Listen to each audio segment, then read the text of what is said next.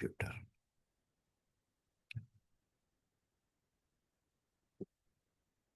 أعوذ بالله السميع العليم من الشيطان الرجيم من حمزه ونفخه ونفثه. بسم الله الرحمن الرحيم. اللهم لك الحمد حمدا كثيرا طيبا مباركا فيه. اللهم صل على محمد وعلى آل محمد كما صليت على إبراهيم وعلى آل إبراهيم إنك حميد مجيد. وبارك على محمد وعلى آل محمد كما باركت على إبراهيم وعلى آل إبراهيم إنك حميد مجيد. يا حي يا قيوم برحمتك أستغيث أصلح للشان كله ولا تكلني إلى نفسي طرفة عين. اللهم أجرنا من النار. اللهم أجرنا من النار. اللهم أجرنا من النار. اللهم ربنا فاغفر لنا ذنوبنا وكفر عنا سيئاتنا وتوفنا مع الأبرار. اللهم ربنا وآتنا ما وعدتنا على رسلك ولا تخزنا يوم القيامة إنك لا تخلف الميعاد.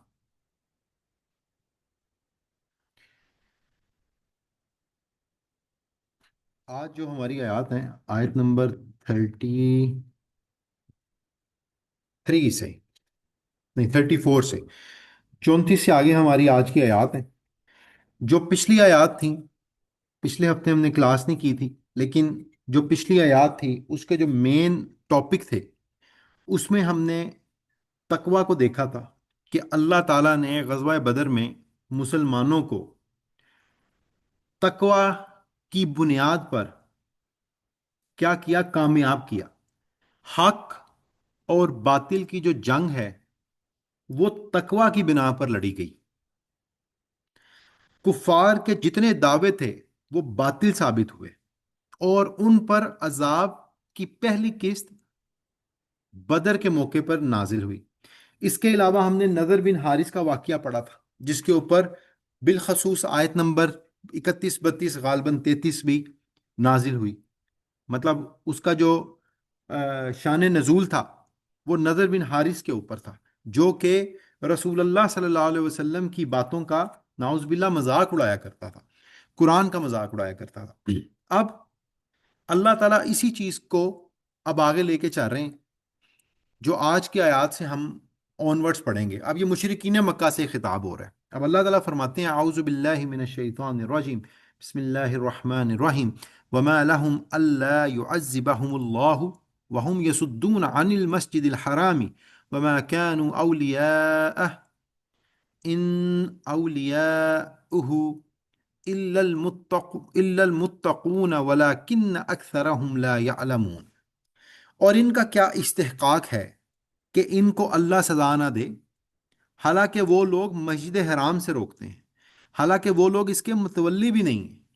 اس کے متولی تو صرف متقی لوگ ہیں، لیکن اکثر یہ لوگ جانتے ہیں، اکثریت لوگوں کی اس چیز کو نہیں جانتی. اب آپ دیکھیں کہ مشرکین مکہ یہی بات کہتے تھے کہ جی ہم کیا ہیں، خادم الحرمین شریفین، یہ ہم اس کے متولی ہیں، اس کی جتنی حفاظت ہے وہ کون کرے گا، ہم لوگ کریں گے. یہ اس چیز پہ بڑا فخر محسوس کرتے تھے کہ یہ ہم لوگ اس کے متولی ہیں. اللہ تعالیٰ اب یہاں فرماتا ہے کہ یہ اس کے متولی نہیں ہیں. اگر یہ اس کے متولی ہوتے تو یہ متقی لوگ ہوتے، لیکن اگر کوئی شخص پرہیزگار نہیں ہے، اس میں تقوی نہیں ہے، وہ دین اور دنیا میں نجات اللہ کے لیے نہیں سمجھتا، تو وہ اس مسجد کا متولی نہیں ہو سکتا. یہ لوگ تو مکی دور کے اندر مسلمانوں کو تنگ کرتے تھے، مسجد حرام میں جانے سے لوگوں کو روکتے تھے.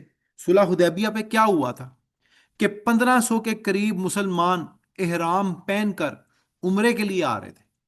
ان ظالموں نے مسلمانوں کو مکہ میں انٹر نہیں ہونے دیا، جس کے بارے میں اللہ تعالیٰ قرآن حکیم میں فرماتے ہیں ہم الذین کفروا وصدکم عن المسجد الحرام والحدی معکوفا ان یبلغ محلہ، یہ وہی لوگ ہیں جنہوں نے کفر کیا اور تم کو مسجد حرام سے روکا اور قربانی کے لیے موقوف جانوروں کو اس کی قربان گاہ نہیں پہنچنے دیا۔ مطلب جب وہ اپنی قربانی لے کے آ رہے تھے تو انہوں نے پھر وہاں ہی احرام کھول کے اپنی قربانی وہاں کی، حدیبیہ کے موقع پہ انہوں نے تم لوگوں کو نہیں جانے دیا۔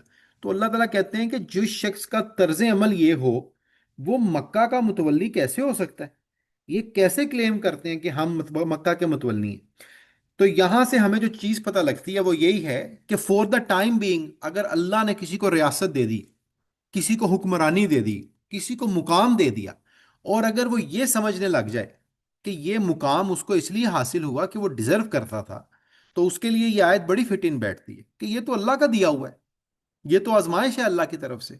اللہ نے ان کو متولی بنایا مکہ کا، مطلب کسٹوڈین تو یہ بن گئے پہلے، جب رسول اللہ صلی اللہ علیہ وسلم سے پہلے کا ٹائم تھا، جو وہاں کے جو نیک لوگ تھے اہل فطرہ، وہ متولی تھے۔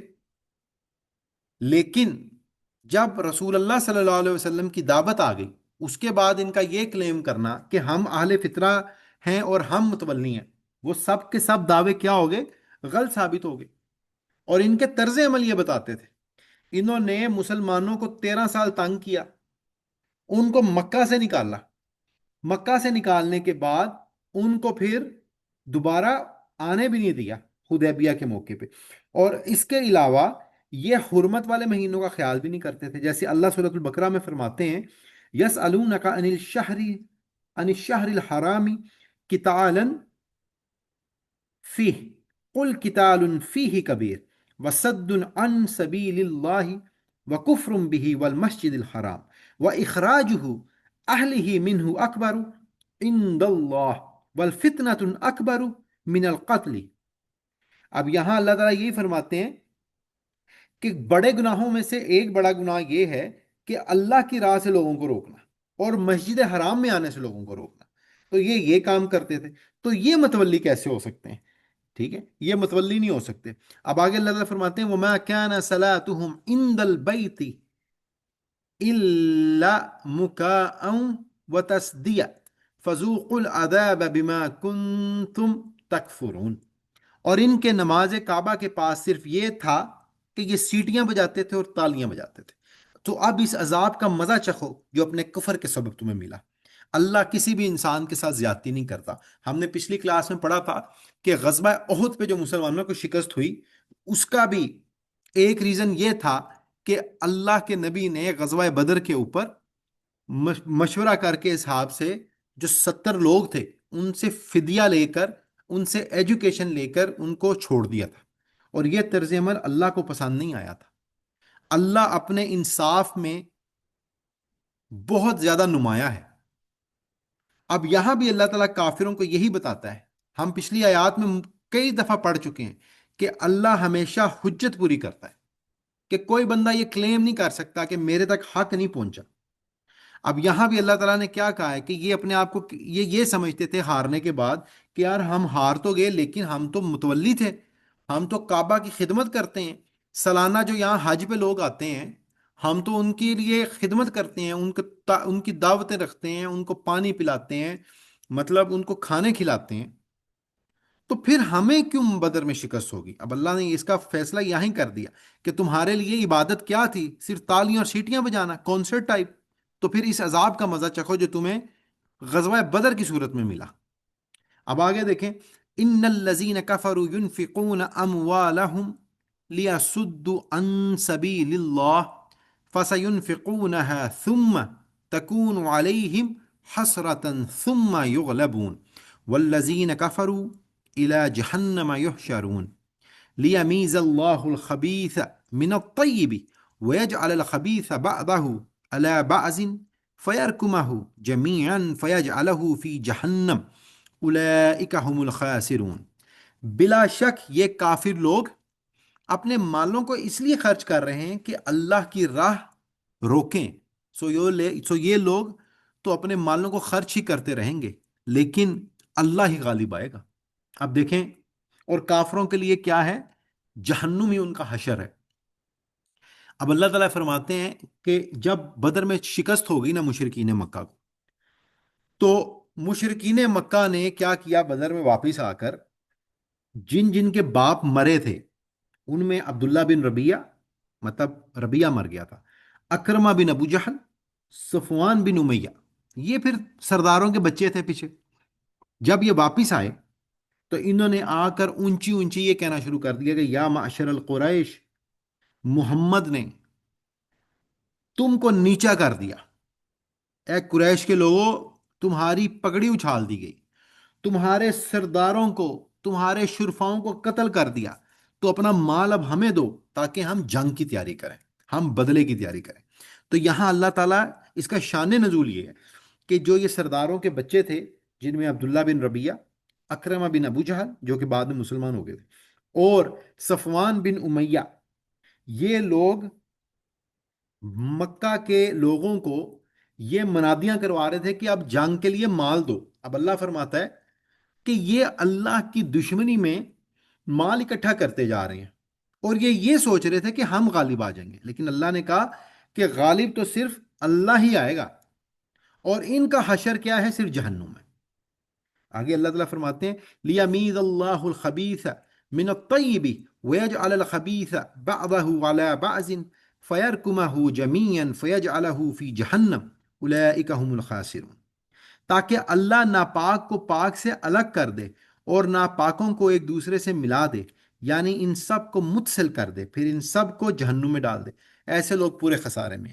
اب دیکھیں کہ کسی بھی دور میں، اب شان نزول تو ہمیں اس کا سمجھ آ گیا، اب جو اس کا حکم عام ہے وہ یہی ہے کہ اگر کوئی بھی کافر اللہ کے خلاف تدبیر کرتا ہے، یہ سوچ کے کہ ہم دین کی مد میں اسلام کو نیچا دکھائیں گے، تو اللہ تعالیٰ فرماتے ہیں کہ ایسا کچھ نہیں ہوگا، غالب اللہ کا ہی دین رہے گا. یہ ایک ایسی چیز ہے جو کہ ہم نے سورۃ الانفال میں سیکھی کہ ظاہری اسباب کا ہونا ضروری ہے، لیکن ظاہری اسباب کے ساتھ توکل اللہ پر کرنا زیادہ ضروری ہے. جب آپ اللہ پر توکل کرتے ہیں تو اللہ رحمتوں کے دروازے کھول دیتا ہے.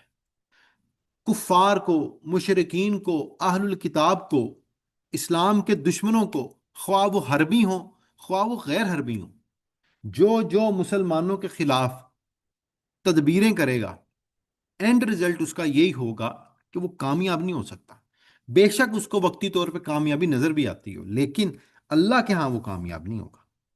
تو یہ سبق تھا پچھلی دو آیات سے ہمارے لیے، جس کا حکم شان نزول ہم نے دیکھا، اور اس کا حکم عام یہی ہے کہ اللہ پر توکل رکھنا بہت ضروری ہے.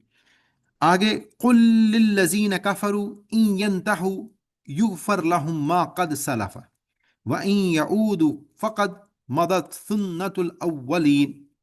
آپ ان کافروں سے کہہ دیجئے کہ اگر یہ لوگ باز آ جائیں تو ان کے سارے گناہ جو پہلے ہو چکے ہیں سب معاف کر دیے جائیں گے، اور اگر اپنی وہی عادت رکھیں گے تو کفار سابقین کے حق میں قانون نافذ ہو چکا. اب آپ دیکھیں سبحان اللہ، سورۃ الانفال میں غزوہ بدر میں اب شکست ہو گئی. پچھلی آیات ہم نے پڑھی، یہ جو آیت اس سے پہلے 34-35 پڑھی، اس میں ہمیں یہ بھی پتہ لگ گیا کہ ان کی اوقات یہ متولی نہیں ہے مسجد حرام کے. 34 میں، پھر 35 میں اللہ نے یہ بھی بتا دیا کہ یہ جتنی مرضی تدبیریں کر لیں، اللہ نے فیوچر پریڈکٹ کر دیا کہ یہ غالب نہیں آئیں گے اور فتح مکہ پہ غالب نہیں رہے. اب اللہ کا جو رحمت ہے، آپ اس کا اندازہ یہ 3 آیتوں سے آپ لگائیں گے. اب یہ 38ویں جو آیت ہے، اس میں اللہ نے کہا کہ آپ کافروں سے کہہ دیں کہ یہ جو سازشیں کر رہے ہیں نا، کہ ہم پیسہ اکٹھا کریں، ہم مسلمانوں پہ جنگیں کریں، اللہ کہتا ہے یہ کام اگر یہ توبہ کر لیں نا، توبہ کر لیں تو سب معاف ہو جائے گا. ٹھیک ہے، یہ 38 نمبر میں آ گیا. اب آگے 39 میں اللہ تعالیٰ کیا فرماتے ہیں، وَقَاتِلُوهُمْ حَتَّى لَا تَكُونَ فِتْنَةٌ وَيَكُونَ الدِّينُ كُلُّهُ لِلَّهِ فَإِنِ انْتَهَوْا فَإِنَّ اللَّهَ بِمَا يَعْمَلُونَ بَصِيرٌ. اور تم ان سے اس حد تک لڑو کہ ان میں سے فساد باقی نہ رہے اور دین اللہ کا ہو جائے، اور اگر یہ پھر باز آ جائیں تو اللہ ان سے خوب واقف ہے. اب آپ دیکھیں 34 میں بتا دیا کہ تمہاری اوقات متولی والی نہیں ہے مسجد حرام کی. 35 میں بتا دیا، سوری 34-35 میں متولی کا بتا دیا. 36-37 میں بتا دیا کہ اگر تم مسلمانوں کے خلاف تدبیر کرو گے، جنگ کی تیاری کرو گے، پھر بھی شکست تمہیں۔ پھر 38 میں اللہ نے ان کی حرکتیں دیکھنے کے بعد بھی ان کو کیا کہا؟ دعوت حق دی کہ باز آ جاؤ، باز آ جاؤ، باز آ جاؤ گے نا تو اللہ کیا کرے گا؟ تمہیں معاف کر دے گا۔ یہ 38 ہے۔ پھر 39 میں اللہ نے کہا کہ ٹھیک ہے، اگر تم باز نہیں نہ ہوگے تو مسلمانوں اس حد تک ان سے لڑو کہ فتنہ باقی نہ رہے، دین غالب اللہ کا آ جائے۔ اور پھر آخری آیت میں اللہ فرماتے ہیں وَإِن تَوَلَّوْا فَاعْلَمُوا أَنَّ اللَّهَ مَوْلَاكُمْ وَنِعْمَ الْمَوْلَى وَنِعْمَ النَّصِيرُ، اور اگر روح گردانی کریں تو یقین رکھو کہ اللہ ہی تمہارا رفیق ہے، اور وہ بہت اچھا رفیق ہے اور بہت اچھا مددگار ہے۔ یہ آیتیں بہت خوبصورت ہیں، اس کا سیکوینس بہت خوبصورت ہے۔ اگر آپ اس چیز کو دیکھیں کہ اللہ تعالیٰ اگر چاہتا تو یہ سیکوینس بدل بھی تو سکتا تھا، لیکن آپ سیکوینس آف نزول دیکھیں کہ پہلے بتا دیا کہ تم لوگ بدر میں ہار گئے، اس کے بعد اللہ نے کہا کہ تمہاری وجہ سے ہارے ہو، اپنی وجہ سے، تم متولی بھی نہیں ہو، تم جتنے مرضی پیسے اکٹھے کر لو نہیں جیت سکتے۔ پھر اللہ نے کہا یار معافی مانگ لو، اور اللہ نے پھر رسول کو حکم دیا کہ اگر یہ معافی نہیں مانگتے تو پھر فتنہ ختم کریں آپ، اور پھر اینڈ پہ فائنل ورڈکس دے دیا کہ مسلمانوں کے لیے تو کافی کیا ہے؟ اللہ ہی ہے، وَنِعْمَ الْمَوْلَى وَنِعْمَ النَّصِيرُ۔ ٹھیک ہے؟ اب یہ جو 38 39 40 ہے، جب اللہ تعالیٰ کہتے ہیں کہ تم معافی مانگ لو، اللہ کا اس کا مطلب کیا ہے؟ اس کا مطلب یہ ہے کہ تم نے جنگ کی بدر میں، مسلمانوں کو 13 سال تنگ کیا، گندا ترین ٹائم گزارا، لیکن اللہ فرماتا ہے کہ اگر تم معافی مانگو گے تو رحمت کا دروازہ ہمیشہ کھلا ہے۔ اللہ فرماتا ہے بے شک تم ظالم تھے، تم دشمن تھے مسلمانوں کے، تم دار الندوہ کے اندر کھڑے ہو کر محمد رسول اللہ صلی اللہ علیہ وسلم کو قتل کرنے کی تدبیریں کرتے تھے، تم مسلمانوں سے جنگیں کرتے تھے، تم مسلمانوں پہ ظلم ڈھاتے تھے، لیکن اللہ کیا فرماتا ہے؟ اگر تم توبہ کر لو میں تمہارے یہ سارے گناہ معاف کر دوں۔ اللہ کی سنت کیا ہے؟ توبہ ہے، یہ سنت اولین ہے۔ اسلام ہمیں بدلہ لینا نہیں بتاتا۔ اب بدر کے اوپر جو ہوا، مسلمان غالب تھے، اللہ چاہتا تو اللہ کیا کہتا کہ اے محمد ان سب کو قتل کر دو، مطلب مکہ پہ دھاوا بول دو، سب کو مار دو، لیکن اسلام سنت الاولین پہ عمل کرتا ہے۔ اسلام کی پہلی سنت کیا ہے؟ معاف کرنا۔ اسلام اصلاح چاہتا ہے۔ اگر کوئی کافر یا نان مسلم یا ایتھیسٹ ہم سے یہ پوچھے کہ اسلام کیا چاہتا ہے، تو اسلام کے اوپر یہ بڑی فٹ ان آیت ہے کہ اللہ تعالیٰ نے یہ نہیں کہا کہ تمہیں سب کو مار دو، اللہ نے کہا تمہیں معاف کر دیتے ہیں، تم معافی تو مانگو۔ قرآن پچھلی قوموں کا انجام بھی بتاتا ہے۔ ہم سورۃ الاعراف میں پڑھ کے آئے کہ بدر کی جنگ سے پہلے مشرکین مکہ کو بتایا گیا کہ قوم عاد کا کیا حال ہوا، قوم سمود کا کیا حال ہوا، قوم فرعون کا کیا حال ہوا، اور تم ابھی بدر میں بھی ہار گئے ہو یار، تمہارا کیا حال ہوا؟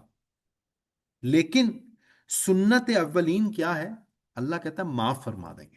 فتح مکہ ہوئی، ابو سفیان رضی اللہ تعالیٰ عنہ مسلمانوں کے سخت ترین دشمن، بدر میں خلاف لڑے، احد میں لیڈ کیا، خندق میں خلاف ہوئے، فتح مکہ ہوئی۔ اللہ نے کیا، اللہ کے نبی نے کیا فرمایا؟ اذهبوا فانتم الطلقاء، تم سب آزاد ہو۔ ابو سفیان کا گھر خیر والا گھر ہے، ابو سفیان کو معاف کر دیا۔ وحشی قاتل حمزہ، احد کے اندر پورے ترین طریقے سے وحشی نے اللہ کے نبی کی سب سے پیاری جو مطلب رشتہ تھا اس کو قتل کر دیا، شہید کر دیا۔ فتح مکہ پر رسول اللہ کے سامنے حاضر ہو گئے۔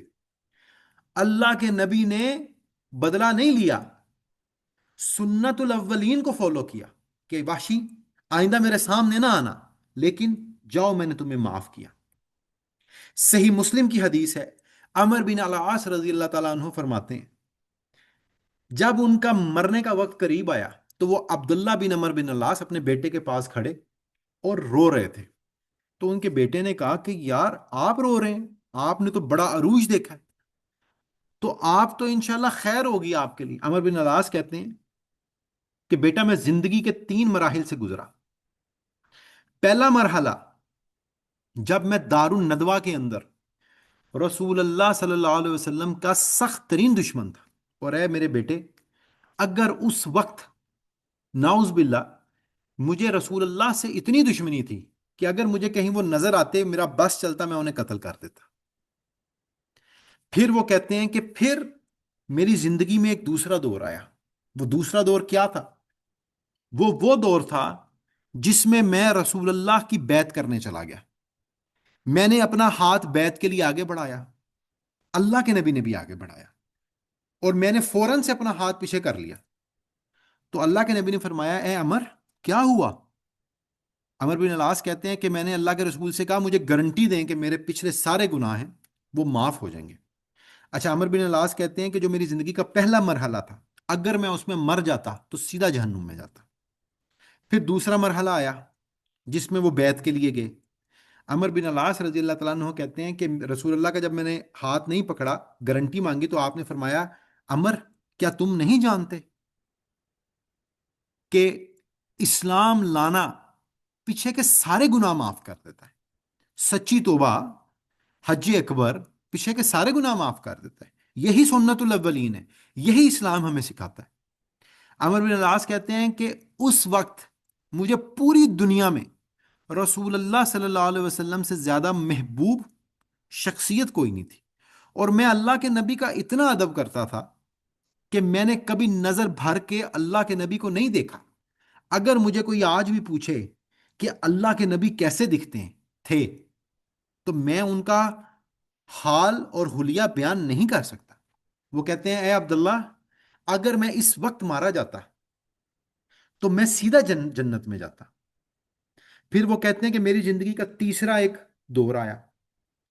جو تیسرا دور آیا اس میں وہ کہتے ہیں کہ پھر جو ان سے غلطیاں ہوئیں، وہ جو بعد میں مسلمانوں کی آپس میں جنگیں ہوئیں وغیرہ وغیرہ، اور پھر وہ اس پہ امید کرتے ہیں کہ اللہ انشاءاللہ ان کو معاف کر دے گا، اور ان کی جو اچھائیاں ہیں وہ برائیوں پہ غالب آئیں گی۔ اب آپ دیکھیں کہ ایک صحابی عمر بن العاص رضی اللہ تعالیٰ عنہ، جو کہ مصر کے گورنر بھی تھے، جنہوں نے اتنی جنگیں لڑیں، وہ بھی موت کے وقت اس چیز سے ڈرتے ہیں کہ اللہ ان کو معاف کر دے۔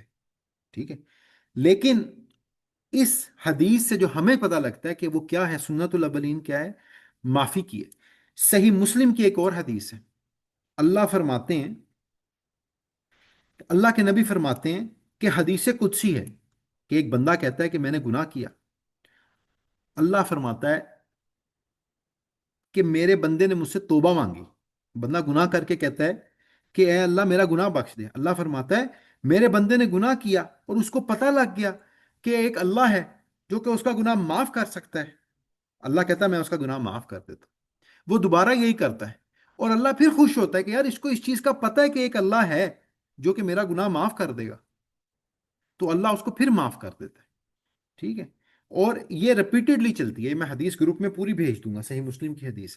تو غرض کہنے کا یہ ہے، یہ دیکھیں آیت نمبر یہ جو 38 ہے، یہ کتنی خوبصورت ہے کہ اللہ کے نبی اللہ فرماتے ہیں یہاں کہ سنت الاولین کیا ہے، معافی ہے۔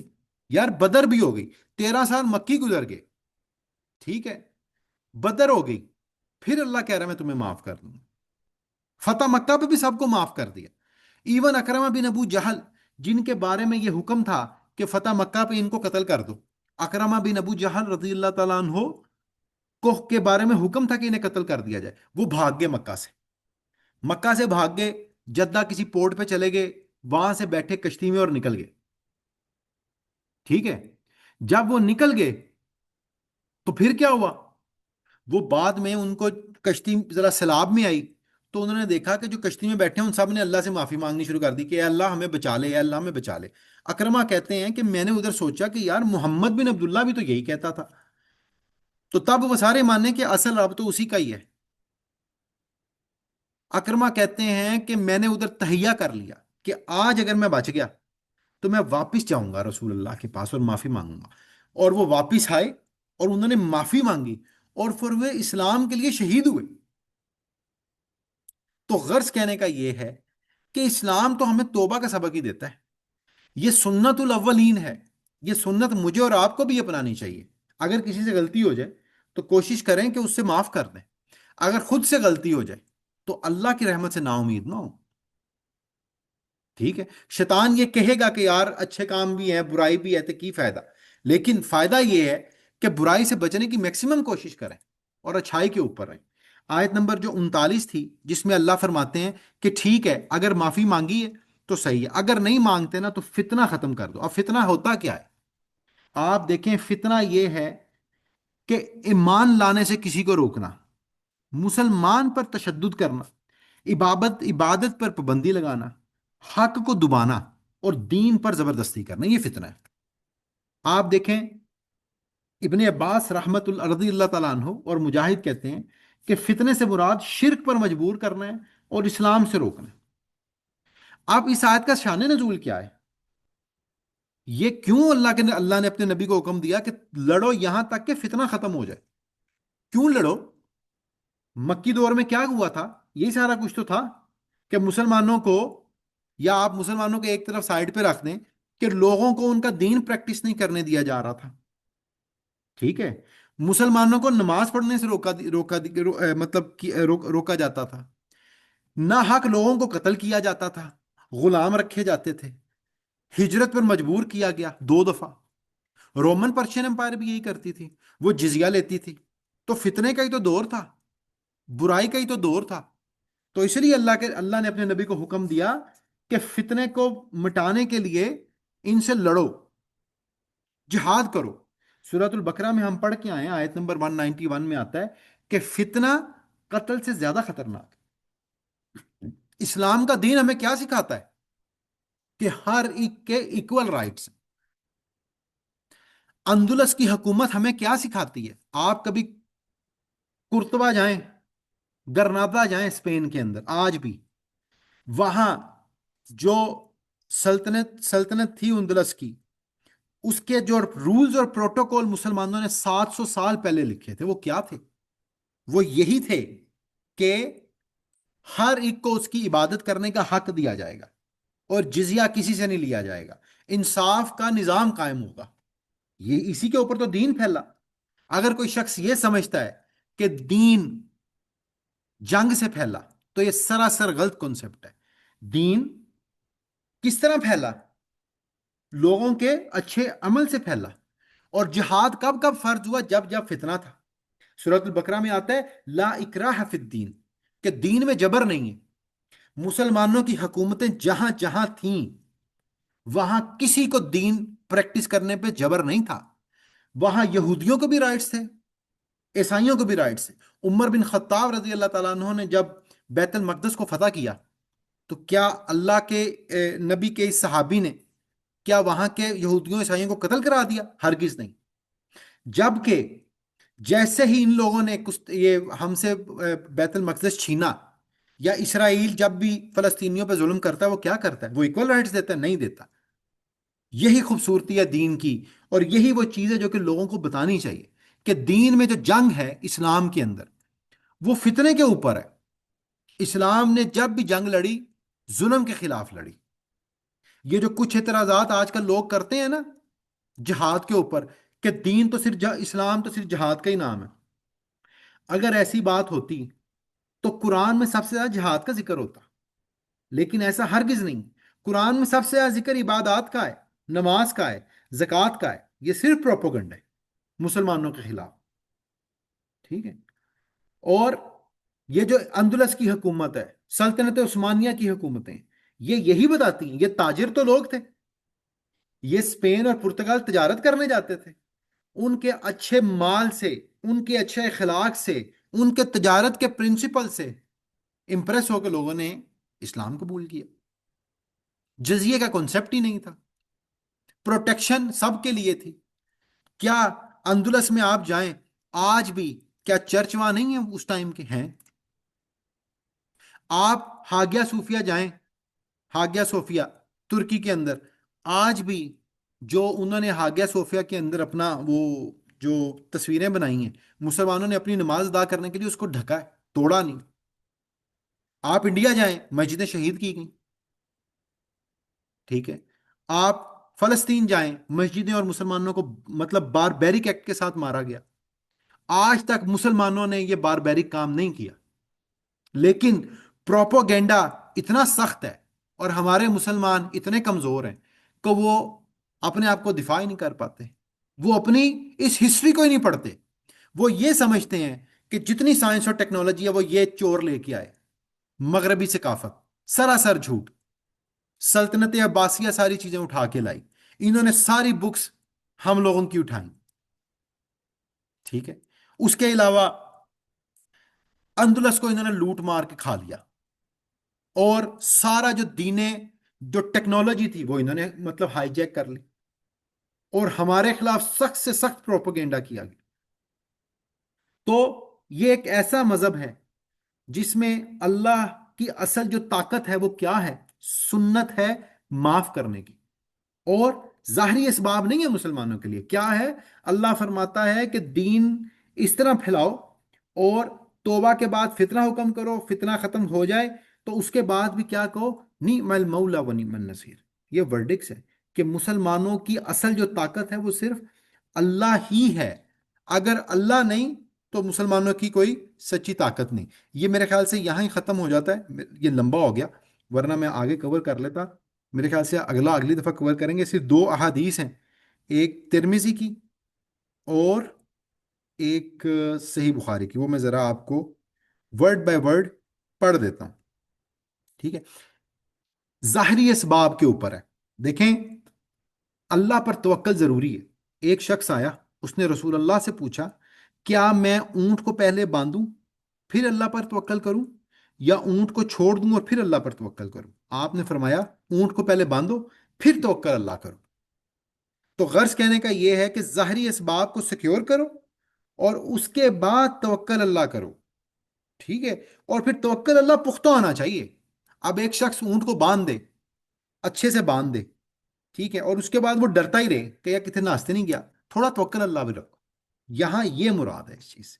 پھر اسی طرح اللہ کے نبی فرماتے ہیں جن لوگوں نے اللہ اور اس کے رسول کی دعوت کو قبول کر لیا بعد اس کے کہ انہیں زخم پہنچ چکا تھا، اور ان میں سے جو نیک اور متقی ہیں ان کے لیے بہت بڑا اثر، بہت بڑا ثواب ہے۔ پھر فرماتے ہیں کہ یہ جو کلمات ہیں حسبنا اللہ و نعم الوکیل، یہ کس وقت ابراہیم علیہ السلام نے کہ جب ان کو آگ میں پھینکا گیا، ان کو آگ میں پھینکا گیا، اور وہ کیا کہتے تھے کہ حسبی اللہ ہی و نعم الوکیل و نعم المولا و نعم النصیر، ٹھیک ہے؟ یہی وجہ ہے کہ ہر مسلمان کو صبح و شام ابو داؤد کے مطابق 7 دفعہ یہ کلمات بھی پڑھنے چاہیے، کیا؟